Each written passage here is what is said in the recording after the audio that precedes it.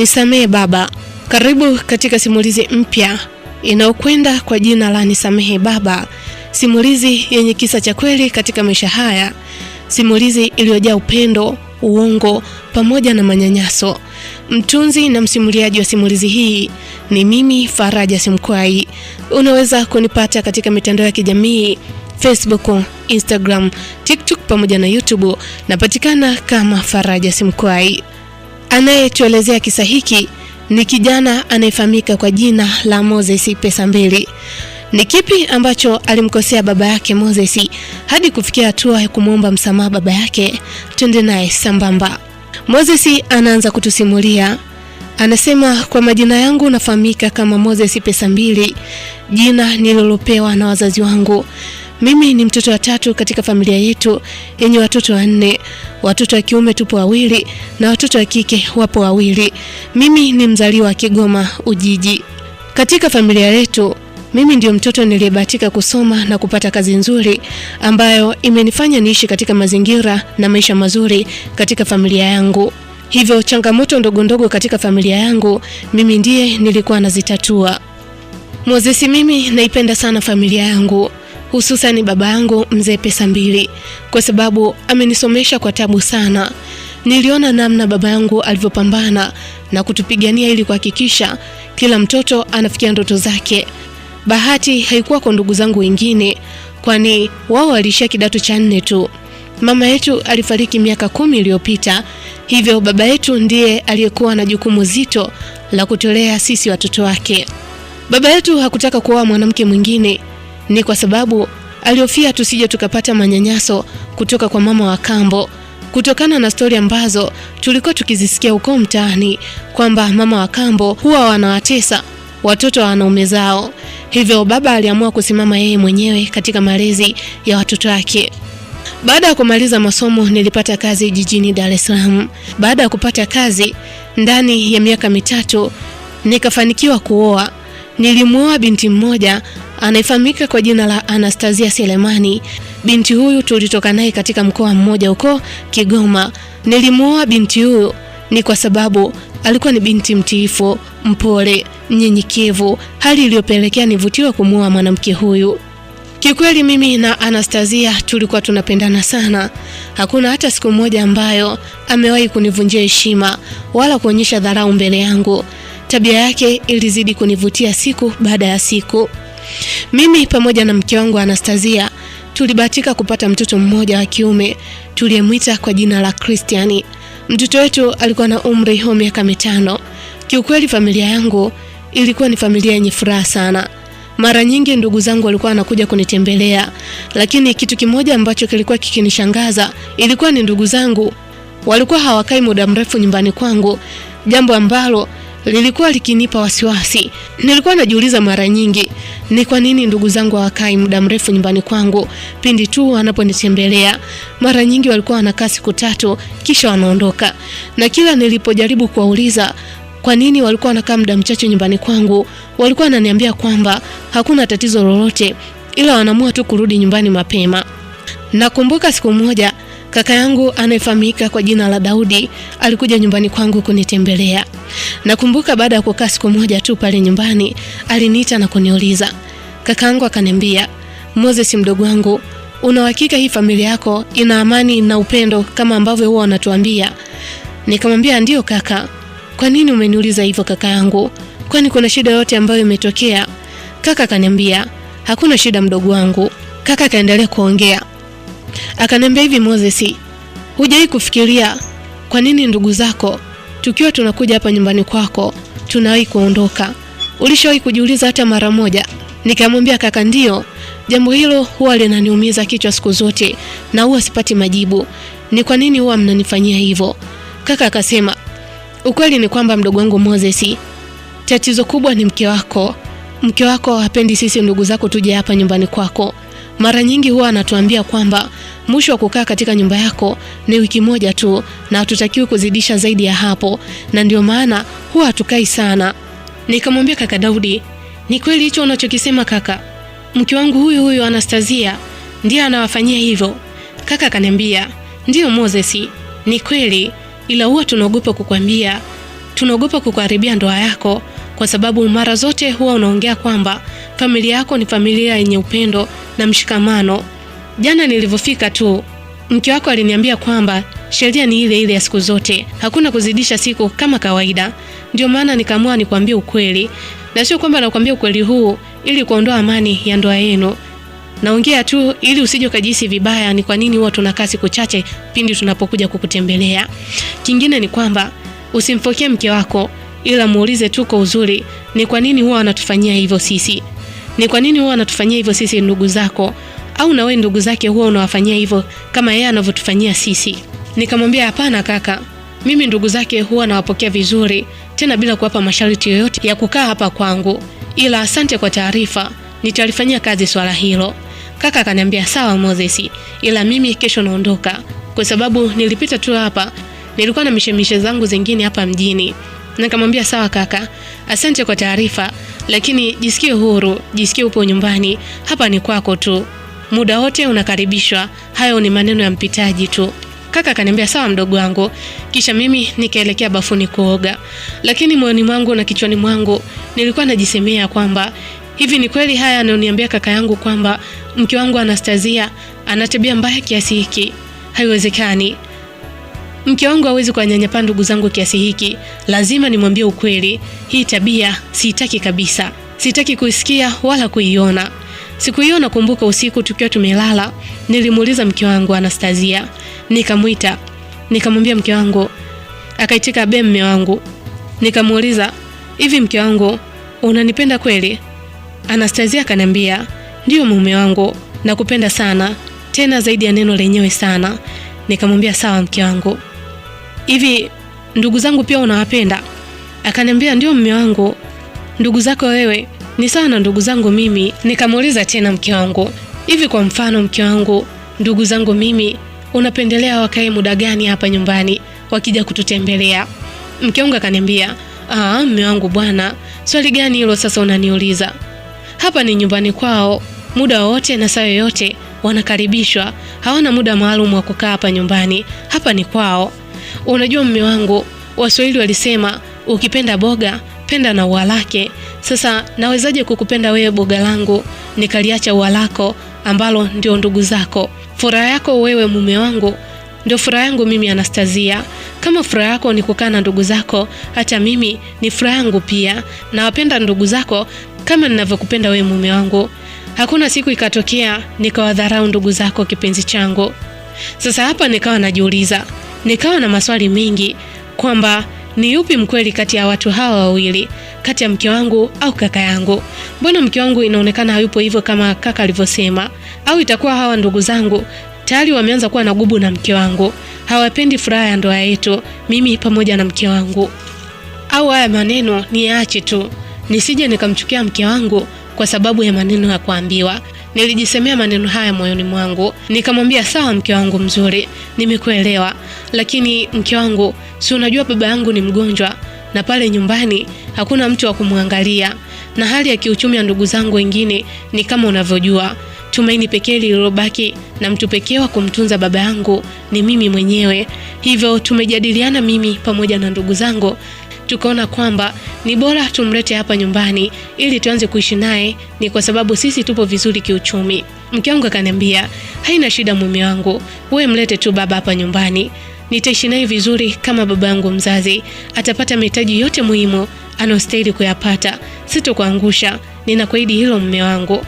Nikamwambia sawa mke wangu, asante sana mke wangu mzuri, asante kwa kuwa na upendo kwa ndugu zangu. Mke wangu akaniambia, hata usijali mume wangu, tupo pamoja. Basi asubuhi ilipofika, kaka yangu alijiandaa kwa ajili ya kuondoka, huku akiniambia, dogo, si unajua wewe ndio unayetakiwa kukaa na baba, na wiki ijayo inabidi ukamchukue. Kama unavyojua hali yake, hatakiwi kukaa muda mrefu peke yake pasipo uangalifu wa kutosha. Nikamwambia kaka, sawa kaka, nimekuelewa. Mimi pamoja na mke wangu tumejadiliana na tumekubaliana kwamba baba atakuja kuishi na sisi hapa ndani hizi siku 2-3. Kaka akaniambia sawa dogo, lakini hakikisha baba akija hapa uwe makini juu yake, kumuuliza hali ya maendeleo yake na chochote kitakachoendelea juu yake. Nilijua ni kwa nini kaka aliongea vile, ila sikutaka mke wangu ajisi vibaya mbele ya kaka yangu. Nikamwambia kaka, usijali, mke wangu ni mtu makini sana, hususan katika swala zima la malezi. Atamhudumia tu baba vizuri, ondoa shaka katika hilo. Naye mke wangu akaingilia kati maongezi yetu kwa kusema kwamba, shemeji, hata usiwe na shaka kuhusu baba, sisi tutamtunza vizuri kabisa, hata usiwe na wasiwasi shemeji yangu. Kaka alimwangalia mke wangu kwa jicho linalosema, ni kweli hayo unayoyasema au unajishaua tu mbele ya mume wako? Baada ya kumwangalia kwa muda mrefu mke wangu, kaka akasema, sawa shemeji, nimekuelewa. Haya, mimi niwaache nirudi nyumbani. Nikamwambia sawa kaka, safari njema. Mimi leo hata sikutoi kwa sababu bado sijajiandaa, halafu nina safari naenda mkoani kikazi. Ila dereva nimeshampa maelekezo, atakupeleka stendi kaka yangu. Niwe radhi kwa hilo. Kaka akaniambia, haina shida mdogo wangu, wewe kuwa na amani tu. Basi tukagana mimi pamoja na kaka yangu, kaka akaondoka. Na mimi nikajiandaa kwa ajili ya kusafiri kikazi kwenda mkoani. Na tukaendelea kuwasiliana na mke wangu. Mke wangu ilikuwa kila dakika ananipigia simu kunijulia hali, kutaka kujua nimefikia wapi, nimefika, nafanyaje. Hiyo ndiyo ilikuwa kawaida mke wangu. Kila nikiondoka nyumbani alikuwa choki kunipigia, kunitumia ujumbe mfupi wa maandishi kwa ajili ya kuweza kuniuliza. Basi siku hiyo kama kawaida yake akanipigia simu na kuniuliza, "Hello mume wangu, uko wapi?"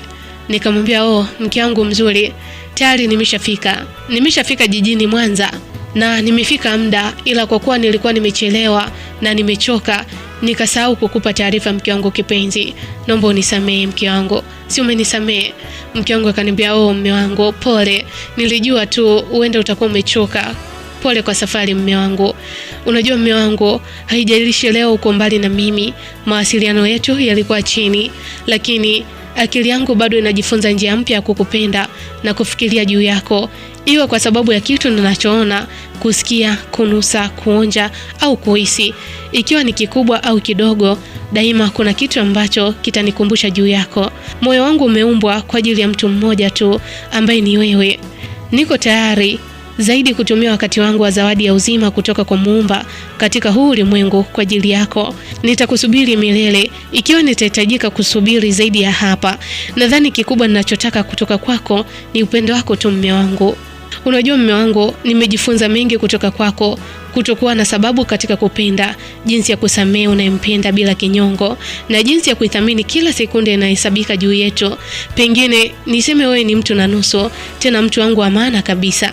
Katika hii safari yetu ya upendo mume wangu, tumepitia mengi, vipindi vya furaha, mashamsham tele, na hata changamoto zilizowahi kutuogopesha na kututetemesha, lakini pamoja tukashikamana, tukifundishana maana uvumilivu na kujitoa hata pale moyo ulipojisikia dhaifu. Naahidi kuendelea kuwa wako, si kwa sababu ni rahisi sana, bali kwa sababu wewe ni lile chaguo langu kila siku. Uaminifu, heshima na upendo wetu ndio ngao inayotulinda dhidi ya chochote kinachojaribu kututenganisha. Na kupenda leo, kesho na siku zote zitakazofuata. Nilifurahi sana kusikia maneno haya ya mke wangu. Hata ungekuwa wewe msikilizaji, ungeamini yale maneno ambayo kaka yangu ameniambia kwamba eti mke wangu ana tabia mbaya, hawapendi ndugu zangu.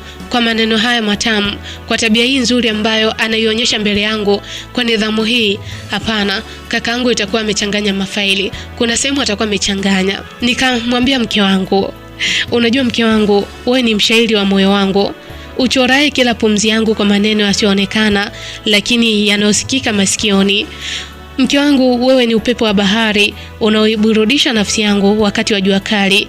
Wewe ni nyota angavu inayoniongoza gizani, na kila tabasamu lako ni mlango wa paradiso. Sauti yako ni wimbo wa roho yangu. Nikikuangalia naona zaidi ya sura, naiona hatima yangu.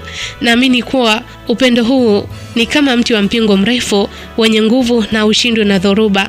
Kama moyo wangu ni bahari, basi wewe ni upepo wa maisha yangu mke wangu, unayoniongoza na kunifanya niuhisi utulivu wa milele. Nakupenda sana mke wangu. Unajua mke wangu, ninapokutazama macho yangu huwa hayawezi kutosheka kwa uzuri wako. Ninapokufikiri moyo wangu hufurahia. Wewe ni mlango wa furaha na ufunguo wa amani, na penzi lako ni mlango wa ndoto zangu za milele. Mbarikiwa moyo wangu, kama upepo wa asubuhi uletavyo uhai wa kuamka, ndivyo uwepo wako ulivyomwanga katika giza. Ninakupenda zaidi ya maneno haya, zaidi ya wakati uliopita, wakati huu na ujao. Na moyo huu kwako si wa kuuficha mpenzi, ni wako hadi mwisho wa dunia. Nakupenda sana kipenzi changu. Mke wangu akaniambia, wao, unajua ndo maana nakupenda sana mume wangu Moses. Unajua kunifurahisha mume wangu. Hakika Mungu amenipatia kile ninachostahili. Wewe ndio mwanaume ambaye nilikuwa nakuhitaji siku zote katika maisha yangu. Asante sana mume wangu. Lakini kabla sijakuaga na nikakuacha upumzike, nikwambie tu kwamba mume wangu, sio siri, ningekuwa mshairi, ningekuandikia kwenye kila kurasa ninayokutana nayo, lakini bahati nzuri wewe ndiye shairi lenyewe lenye kila ubeti wa uzuri na kila mstari ni upendo. Kila nikikuangalia muda unasimama na moyo wangu unasema ndiye huyu chaguo langu. Samahani kama nimeingilia ratiba yako, lakini ningeweza kuomba nafasi ndogo tu ya kuwa kando yako, sio tu leo bali siku zote zijazo. Wewe ni zawadi isiyo na kipimo na ningependa kuwa sababu ya tabasamu lako kila siku. Nakupenda mume wangu.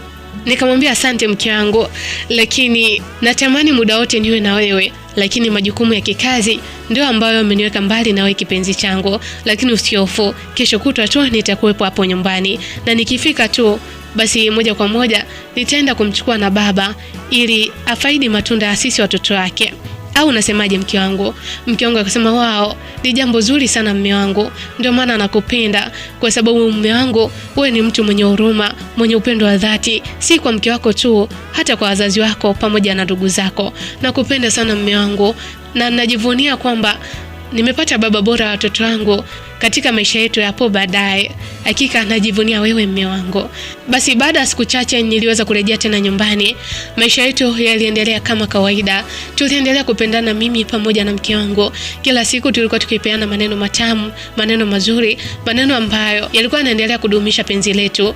Yaani hata ungekuwa wewe msikilizaji, ungekuja kuniambia kwamba eti mke wangu ana tabia mbaya, mke wangu hapendi ndugu zangu, mke wangu sijui anafanya nini, hata nisingekuelewa. Ni kwa sababu mke wangu kila siku alikuwa ananionyesha tabia iliyo njema, alikuwa ananionyesha upendo wa dhati, alikuwa ananionyesha heshima na adabu mbele yangu, alikuwa ananipa thamani yangu mimi kama mume wake na kama kichwa cha familia. Yaani naweza nikakwambia kwamba amani na upendo vilitawala katika maisha yetu. Kila siku kwetu ilikuwa ni siku mpya. Hata yale maneno ya kaka yangu alioniambia kwamba mke wangu hawapendi ndugu zangu yaliyeyuka kama barafu. Mwanamke huyu alijua kunipenda, alinipa thamani yangu kama baba wa familia. Heshima yake kwangu haijawahi kushuka hata mara moja kwangu, hali iliyopelekea kumwamini kuliko kawaida. Basi siku ya kumleta baba yangu pale nyumbani iliwadia. Baba alifika nyumbani pale rasmi kwa ajili ya kuishi na sisi. Mke wangu alimpokea vizuri sana baba yangu, hadi nilijisikia vizuri. Alimpokea vizuri kiasi kwamba sikuwa na shaka ya baba kuwepo pale nyumbani. Basi siku zilizidi kusonga mbele huku tukiendelea kuishi na baba pale nyumbani. Lakini mwanzoni tulikuwa tunaishi vizuri. Baba yangu alikuwa anafurahia uwepo wa yeye kuwepo pale nyumbani. Lakini mabadiliko yalianza kuonekana kwa baba yangu kadri siku zilivyozidi kusonga mbele. Baba yangu akawa ana furaha tena kuwepo pale nyumbani. Mara nyingi alikuwa anajifungia chumbani kwake yeye mwenyewe. Mara kadhaa nilikuwa nikimuuliza kwa nini baba yangu amekuwa ni mtu wa mawazo kiasi kile. Baba alishia tu kuniambia kwamba amemkumbuka marehemu mama yetu. Nilipojaribu kumuuliza mke wangu juu ya upweke wa baba yangu, mke wangu naye aliniambia hivi, yaani mume wangu, hata sijui kwa nini baba amebadilika kiasi hiki. Yaani anakaa mpweke tu na anajifungia chumbani, labda hajazoea kukaa sehemu zenye joto kali kiasi hiki, au mazingira ni mageni bado hajazoea. Yaani nashindwa kabisa kumuelewa baba. Mara kadhaa nimejaribu kumuuliza baba kwa nini yupo katika hali ile, lakini hanipi jibu sahihi. Nikamwambia sawa mke wangu, lakini mke wangu, unatakiwa uwe mwangalifu na hali ya baba. Baba haitakiwi awe mnyonge wakati yupo nyumbani kwa mtoto wake. Unajua baba yangu amenisomesha kwa tabu sana hadi nimefikia hapa nilipo. Ndio maana sitaki kabisa baba yangu apate tabu hata kidogo. Najaribu kurudisha fadhila angalau kidogo tu kwa baba yangu, japo siwezi kurudisha yote aliyonitendea mema kwake. Mke wangu akaniambia, sawa, haina shida mume wangu, nitafanya kila njia kumfurahisha baba asijisikie vibaya. Nikamwambia sawa mke wangu, fanya hivyo. Mke wangu akaniambia sawa, nitafanya kama ulivyotaka mume wangu. Naam, na huo ndio mwisho wa sehemu ya kwanza wa simulizi yetu pendwa inayokwenda kwa jina la Nisamehe Baba. Je, ni kipi ambacho kinamdhoofisha baba yake Moses? Usikose kufuatilia mwendelezo wa simulizi hii. Mtunzi na msimuliaji wa simulizi hii ni mimi Faraja Simkwai. Unaweza kunipata katika mitandao ya kijamii Facebook, Instagram, TikTok pamoja na YouTube. Napatikana kama Faraja Simkwai. Je, umeipokeaje simulizi hii?